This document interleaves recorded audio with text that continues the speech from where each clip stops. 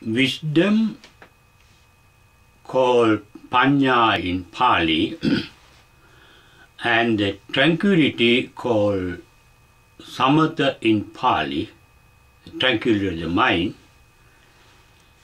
are two basic factors that are inseparable from each other in the Buddhist meditation because they are closely related to each other, like the bark and the trunk of a tree. A tree which cannot survive without the both, the bark and the trunk. The tree needs both the bark and the trunk to survive, like the Buddhist meditation requires both the tranquility of the mind and the insight of wisdom for enlightenment.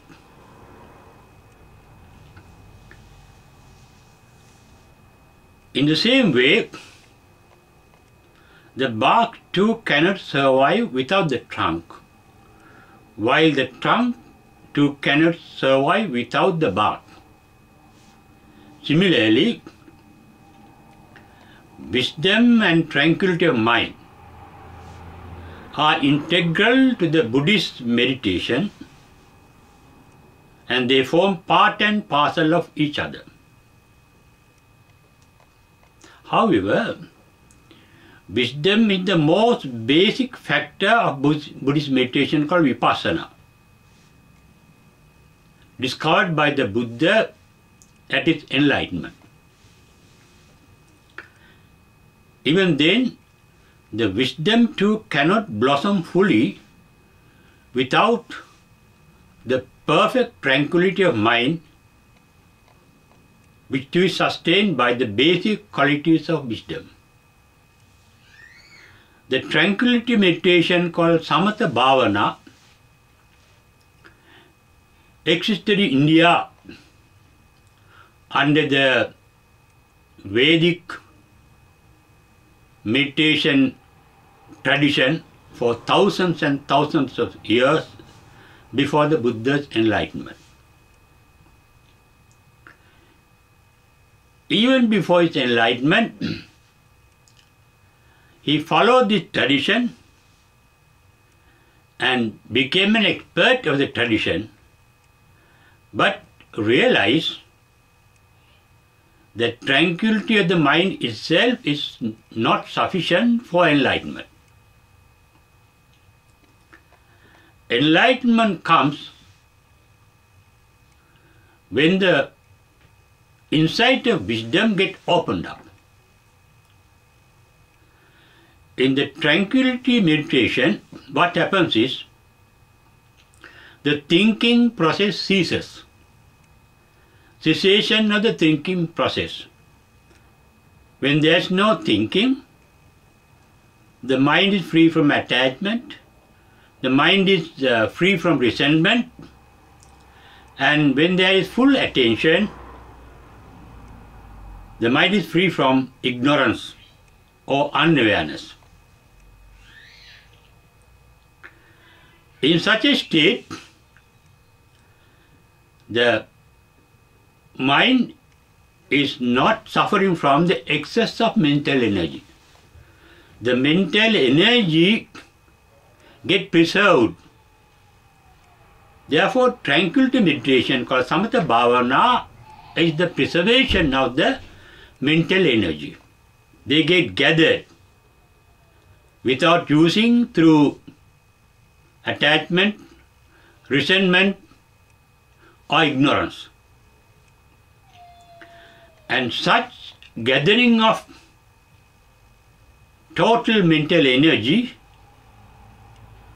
can lead to miraculous powers of the mind,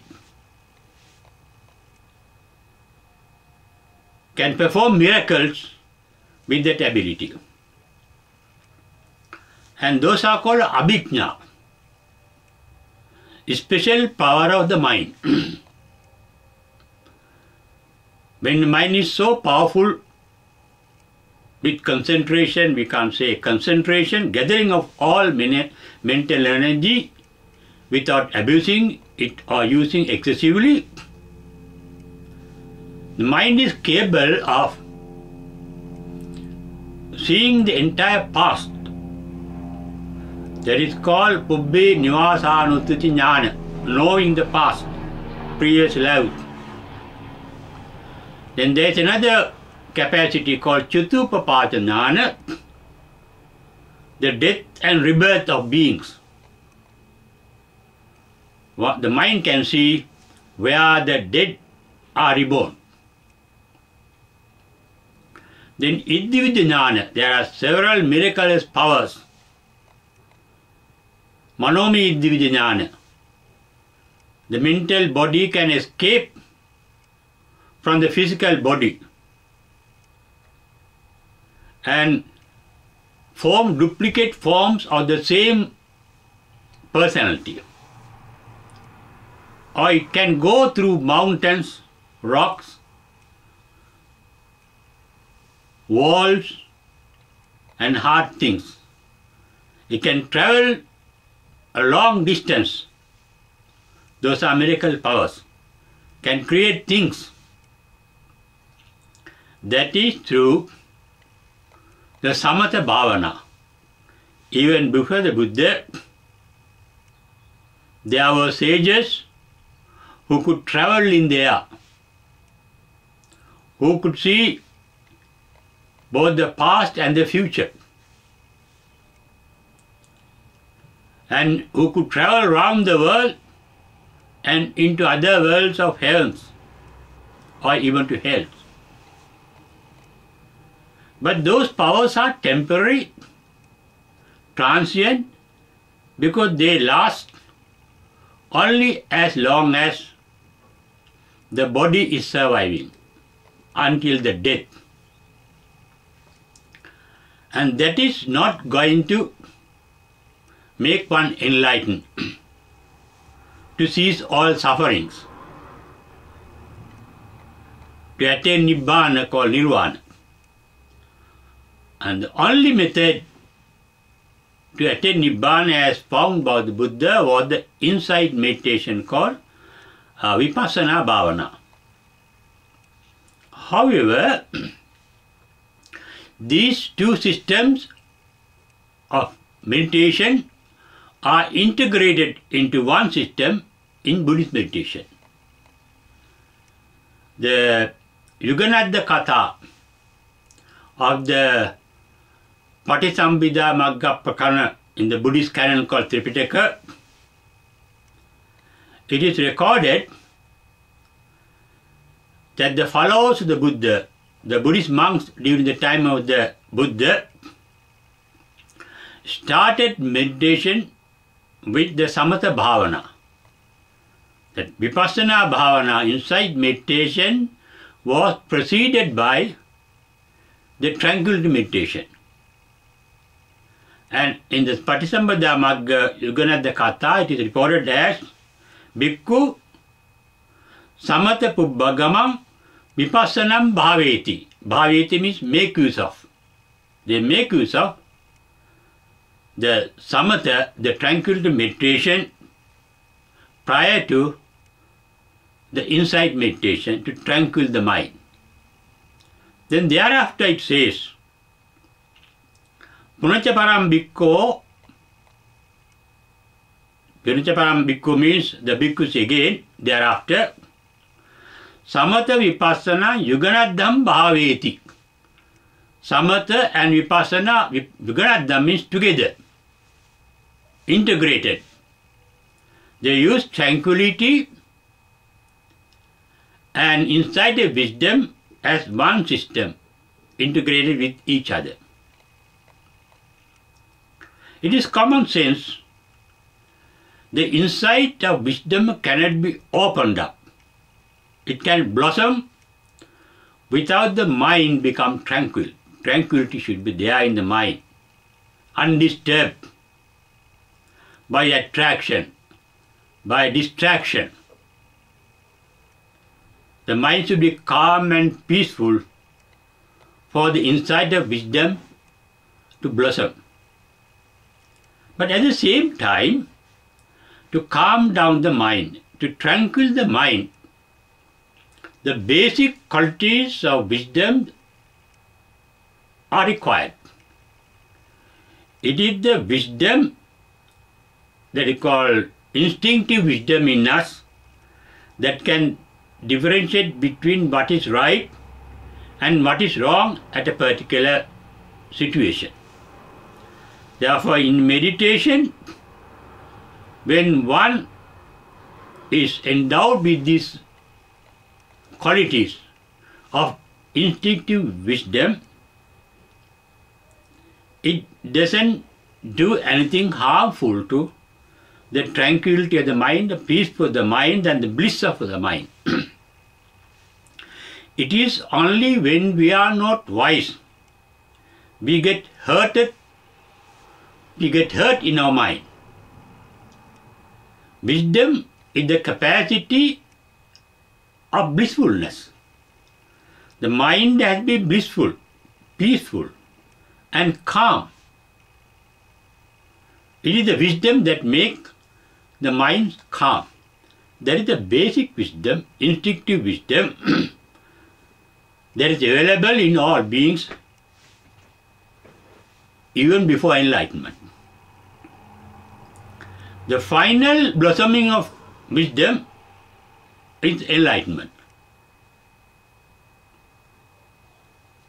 In the Anguttara Nikaya, the Balavagga of Anguttara Nikaya, at the end, the Buddha stated, Samato bhikkhave bhavita so rago pahayisati. When a monk is practicing or making use of the tranquility meditation, tranquilizing the mind, with the tranquility or the tranquilization of the mind, the sensory attachment, sentimental attachment to sensory pleasures get reduced and sometimes extinct. They may be extincted by subsiding down into the deep consciousness or unconsciousness, or getting completely extinct. It is when this attachment to sensory pleasures, that we call that attachment raga, it is with the cessation of raga that one gets enlightened. And cessation of raga is possible even by the tranquility meditation according to the Buddha. Samato bhikkhave bhavito so rago pahayisati, as I said in the Balavagga of Anguttara Nikaya. At the same time, Buddha says, vipassana bhikkhave bhavito sa panya bhavyati sa avidya sa pahiyati. When one is engaged in insight meditation, what happens is one is making use of panya bhavyati. That is the growth of wisdom, the blossoming of wisdom. When there is the blossoming of wisdom, what happens is ya avidya sa pahiyati. Avidya here means ignorance, not knowing. Pahiyati means getting extinct, removed. Here vidya means the knowledge, knowing of the Four Noble Truths is called avidya. Vidya, not knowing the Four Noble Truths is called avidya. For Four Noble Truths, if you translate simply into English, it is dukkha, samudaya, nirodha, magga. Dukkha basically translated in English as suffering. Samudaya means the cause of suffering. Nirodha means the cessation of suffering. Magga means the technique or the way for the cessation of suffering. And those four noble truths are within us. And they get opened up, blossom, when there is the blossoming of the insight of wisdom called panya. What happens according to this Balavagga, in the tranquility meditation, when there is the cessation of sentimental attachment to sensory pleasures, there is Cheto Vimutti. Cheto Vimutti can be translated as cessation of the thinking process. Thinking process gets activated only when there is a desire or an attachment for sensory pleasures or resentment of suffering or the absence of sensory pleasures and the ignorance of the reality of sensory pleasures or the absence of sensory pleasures. Cheto Vimutti. We think of things that we like. That means when there is sensory or sentimental attachment to some pleasure. Or we have to think to get rid of. We have to think of sensory pleasures to get the sensory pleasures or to continue the sensory pleasures that we already have. To get the sensory pleasure that we don't have and to preserve the sensory pleasure that we have. And that desire, that need is caused by ignorance called moha. What is moha? All sensory pleasures are transient. They can't last long and they can never give a permanent bliss to the mind. Then we have to think, when we don't have sensory pleasures, to get sensory pleasures, and when you have sensory pleasures, to continue it. Or when we don't have sensory pleasures and pain instead of pleasure, the mind resents the pain. The mind likes the pleasure and it dislikes pain. Both pain and pleasures, the reality is they are transient. They are conditional. They can't last long. And not knowing that basic reality of the nature of pleasure and pain is called moha, the ignorance. The real ignorance is called avidya, that is not knowing the Four Noble Truths that I mentioned earlier. And this Balavagga of the Anguttara Nikaya says, avidya viraga panya vimutti. Raga viraga chetu vimutti. Extinction of sentimental attachment is called chetu vimutti. Cessation of thinking. That means the mind becomes silent, turns into a silent mind, free from thinking, free from the thinking process. Avidya viraga means when there is no ignorance of the Four Noble Truths, then there is the freedom caused by panya. It is called panya vimutti. Cheto vimutti means gathering of all mental energy without using it. Then what happens is, there is a conservation of mental energy without using for seeking sensual pleasures and for getting rid of pains. The full energy is there. That means that is state of permanent bliss called nirvana. it says nirvana can be attained by means of Cheta Vimukti, and in that way, when we are, as I mentioned earlier, when there is a conservation of mental energy, mind becomes so powerful to perform miracles, as I mentioned earlier.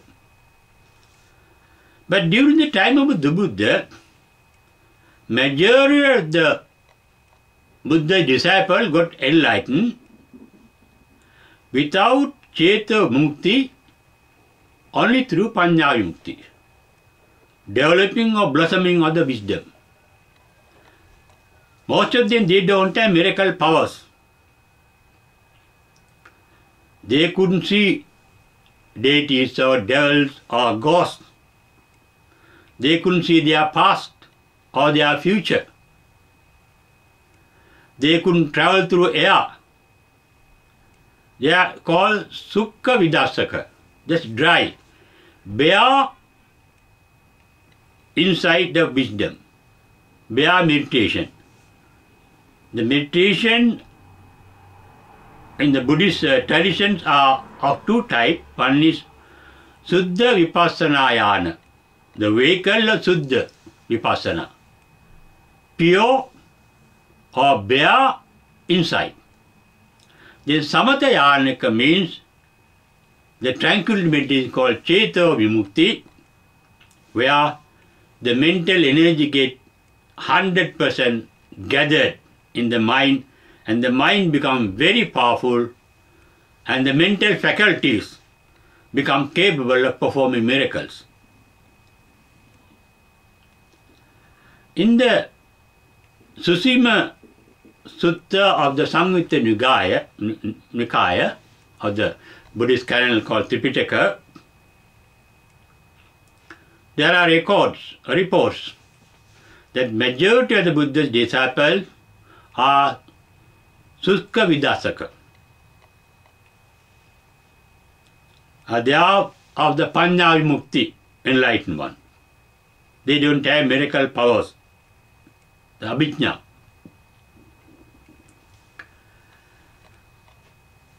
They say, Buddha was telling a monk called Susima, Bubbhe ko Susima Dhammat Titi Jnanam Pacha Nibbana Jnananti. This is what happened to these disciples. They start with the Dhammat Titi Jnana. Dhammat Titi Jnana is the Vipassana Bhavana, insight meditation. When they practice insight meditation, there comes the knowing of Nibbana Jnananti. That is called enlightenment. It happens through wisdom. They come to know, they realize this body or this form or this sensation or these feelings or these thoughts or this consciousness, they are not mine. I am not that. I am not the form, because the form is temporary. I am not my feeling. One does not get identified with them because they see they are in a flux, they are moving, they are transitory. And Buddha said, Pubbhe ko susima dhammatiti jnanam pacha nibbana jnananti. They see this reality of oneself through insight, and they get enlightened without any miraculous powers endowed with. Dhammatiti jnana here explained by the Buddhas, they think and neta mama, this is not mine, this body is not mine. No identification, these feelings are not mine. They happen, they come and they go. My breathing, I don't do, it happens. Blood circulation, it happens. Digestion, it happens. Thinking, it happens. Pains and pleasure, they happen. They are natural events. And they realize that reality, that they are not mine, netam mama. Neso hamasmi. I am not that. I am not the body. I am not my thought. No meso attati. This is not my soul. Atta means identity. The basic reality of the world that the enlightened will realize is anicca, dukkha, anattata. In the entire universe, in every item in the universe, in every cell in us, in every atom in us, in every subatomic part in us, there is a dynamism called anicca, a creativity, activity. They are active, constantly active. Then what is the result of that anicca? Dukkhata. Dukkhata is transformation of that energy. Dynamism is what is called the universal energy. Energy of the universe is not a permanent thing, but a dynamic creativity. The result of that creativity or dynamism is the transformation of that energy. It gets transformed constantly. When everything is getting transformed constantly, nothing can retain a permanent identity, and that is called anattata. When that is realized through insight meditation, one can get enlightened. But the mere enlightenment, the mere insight of wisdom, panya, is not going to give one miraculous powers to perform miracles. Therefore, in our day-to-day life,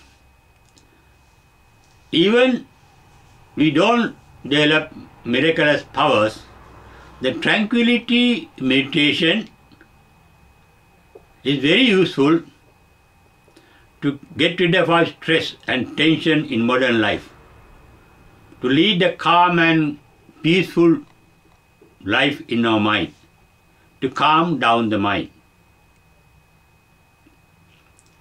And it is the calming down of the mind that is called samadhi.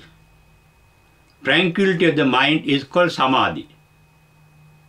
The gathering of the tranquility. When the mind is tranquility, the state of mind is called samadhi. In the Samadhi Sutta of Samyutta Nikaya, Buddha says, Samadhi bhaveta, make use of that tranquility. Samahito bhikkhu yatabhutam pajanati. When there is the tranquility of mind, samatha, the bhikkhu, the disciple, can see things as they are. But in yatabhutam pajanati, they see the rupa, the form, as they are. Here, rupa is not really form, though it is translated as form. It is stimulation of sense organs. These stimulants are temporary. They may give a pleasant feeling or unpleasant feeling or neutral feeling. And those feelings called Vedana are also transient, they are temporary. There is a reality. Then these feelings can lead to mental images related to those feelings, can be retrieved from our brain, the past memories. They are called sanya.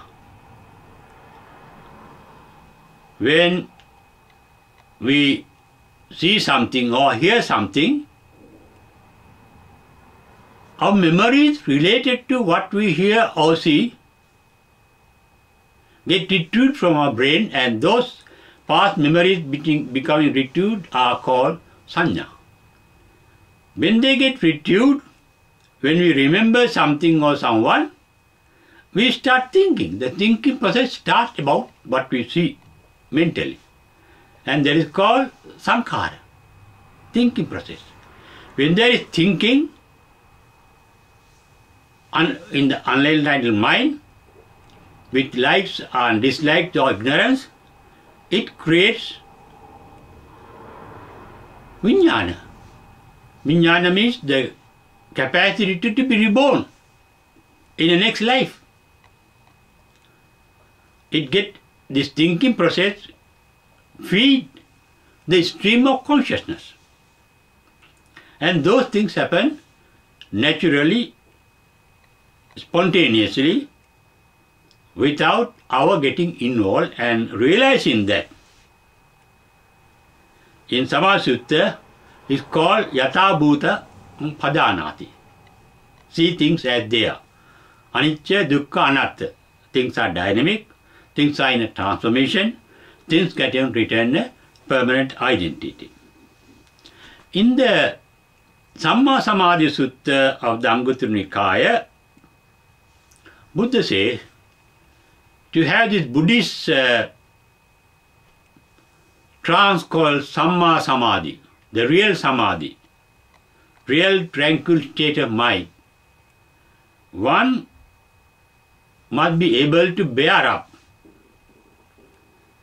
any stimulation of the senses called rupa, maybe pleasant or unpleasant, any feeling called dukkha or sukha or adukkha, pleasant or unpleasant feelings, and all mental formations. Just bear up. It is a thinking process that hurt us. It is a thinking process that makes us attach to things. Just be calm and quiet. That is called khanti, bearing up. That is the main advice given by the Buddha to his disciple for 20 years after enlightenment, for them to get enlightened. Khanti paramang tapotitikka. That was their meditation. Bear up, bear up. Don't get hurt or disturbed. And it is the same thing that happens after enlightenment. Puttasa loka dhammehi chittangasana kampati. Whatever sensations of the world that you come across, nothing will be able to disturb the peace of mind after enlightenment. And that happens after enlightenment automatically, naturally, spontaneously. But in the path to enlightenment, one has to train oneself not to be disturbed by sensory contacts. Puttasa loka dhammehi chittam gasana kampati.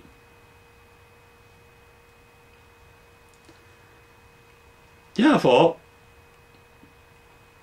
in our day-to-day life, though we may not get enlightened, it is very useful in our life to maintain the peace of mind, the calmness of the mind, without getting disturbed what happens around us or inside us. Just to bear up. When you are sick, the body is painful. We have nothing to do, useless crying. We have to bear up. That is the nature of the sickness. That is the nature of the body. Without identifying ourselves with the body, identify ourselves with our body, we must be wisely able to bear it up. There are many, especially ladies are very clever and capable in bearing up pain. Bearing up pain of mind and body is the real path to enlightenment. Bearing up is not controlling according to Buddhism. If you try to control, you would suppress, that you are harming yourself, both physically and mentally. Here the Buddhist bearing up is bearing up things with the real understanding, with the realization of the reality of things. What is the basic reality? Anicchata, dukkhata, anattata. Nothing is permanent. Everything is dynamic and everything is getting transformed. and nothing can retain a permanent identity. Nothing can last long. Therefore, with that wisdom, with that insight of wisdom, one we realize there is no point in being attached to these transient things or resenting these transient things. Bear up, Kanti. They come, they go. Men may come, men may go. Like clouds, they pass away. Passing away is natural. Therefore, wise bearing up or Kanti is taking things as they are and allowing things to take their due course. That is for spiritual enlightenment or spiritual bliss. But that does not mean in our day-to-day normal lay life we have to acquire what we require and we have to get rid of what we don't require or what is harmful to us. Day-to-day life is different from the spiritual life. It is taking a vacation from the day-to-day lay life, what we call Buddhist meditation, for a few hours or a few minutes or half an hour or 10 to 20 minutes to relax the mind, to get rid of its tension and agonies, the stress. Therefore, Buddhist meditation, the samatha bhavana, the tranquility meditation is going to be very useful to lead a life free from stress and tension. Not suppressing them, but with full understanding and realization of the stress, the cause of the stress, and thereby the cessation of the stress in due course and how they ceases. This is the wise meditation called Buddhist meditation. It's called the wisdom meditation, or it is guided by the insight of wisdom, and that is the instinctive ability in every one of us. Therefore, Buddhist meditation is opening up the instinctive wisdom to lead a blissful day-to-day life, being content with what we have without resenting anything that is harmful to us, but no harm in getting rid of what is harmful and getting what is pleasurable and pleasant to you, but without attachment and without any future hope, because everything pleasant or unpleasant are transitory. They cannot last long. What can last long, eternal bliss, is the supreme bliss called nirvana, that can be attained only by the insight meditation preceded by the tranquility meditation.